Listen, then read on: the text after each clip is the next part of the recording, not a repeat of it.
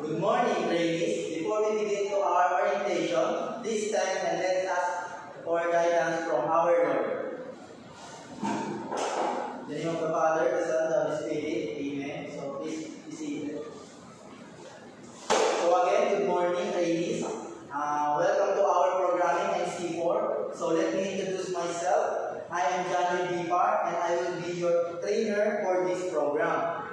I graduated from the Technological University of the Philippines and I took up the course of Bachelor of Technical Vocational Teacher Education with a major in computer programming. So next.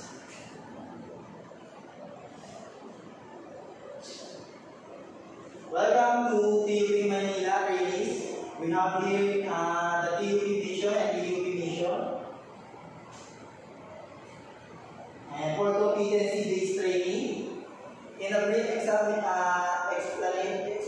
of CBT, it is focused on achieving learning outcome and equipping trainees with skills.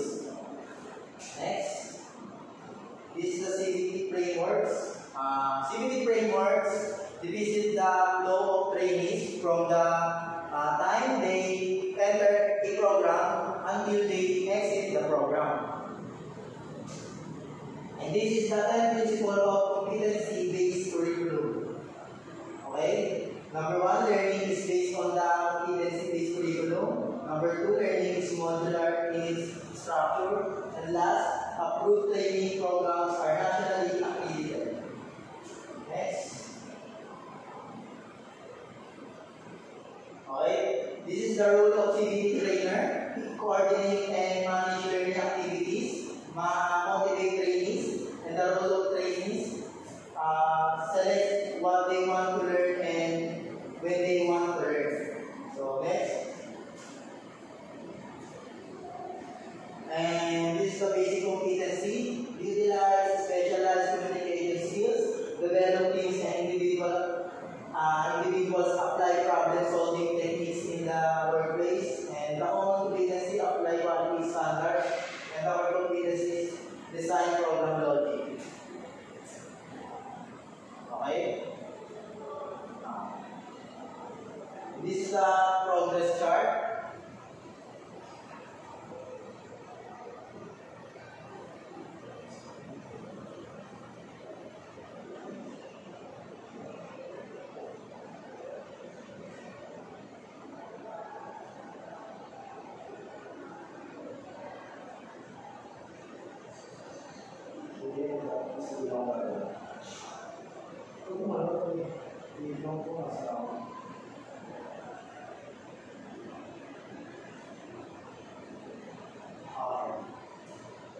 So this the monitoring tools, the process chart and the achievement chart for the progress for the progress chart. This will help me know if you have made progress throughout the session. In the achievement chart, every time you complete a specific task, I will put a check on it for you to know what task I will put in, and I will put a check on it for you to know what tasks you've done through the session.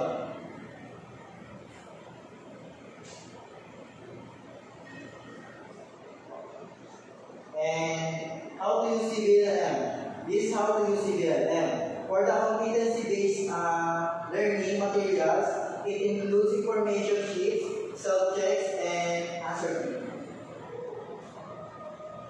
From CBT shop layout.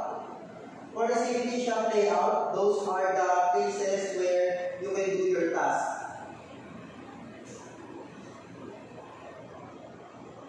So next.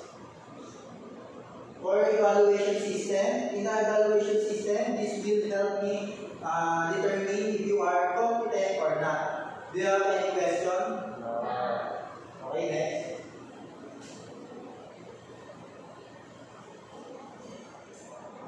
So I have here data gathering, and you have to answer question for me to know your background and experience, so your training will be personalized according to your needs.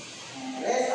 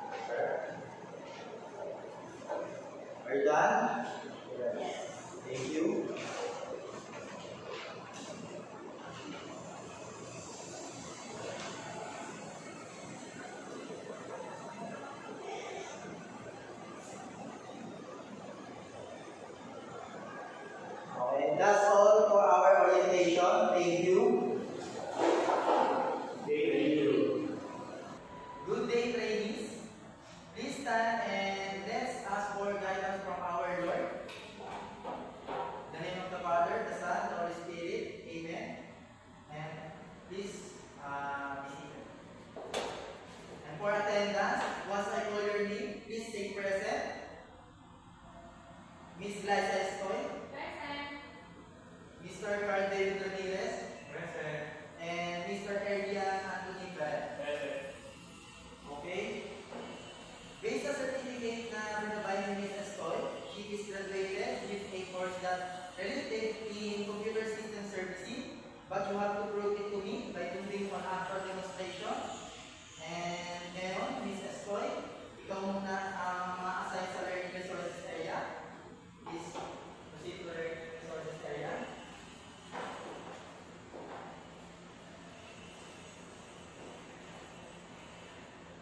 My instruction is to read the information sheet and you will answer it to self-check and confirm mo ang iyong sagot sa answer key that I will give you later on. Are you done? So, proceed to practical work area. Mr. Carl Davey, please proceed to learning resources area.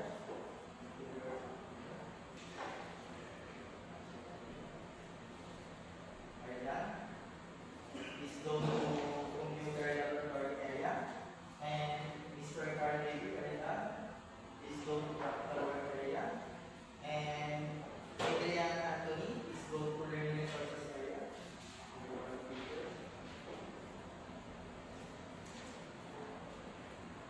Are you done, Mr. Stoy? Please go back to conceptual learning area.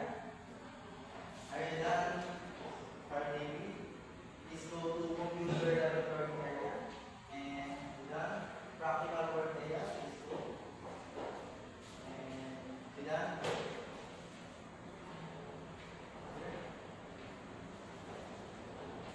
Are you done? Please go back to conceptual learning area.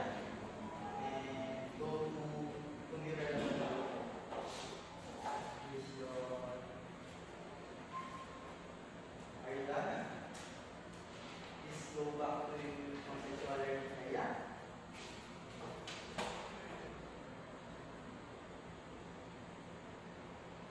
So both of you showed the competency that was needed for our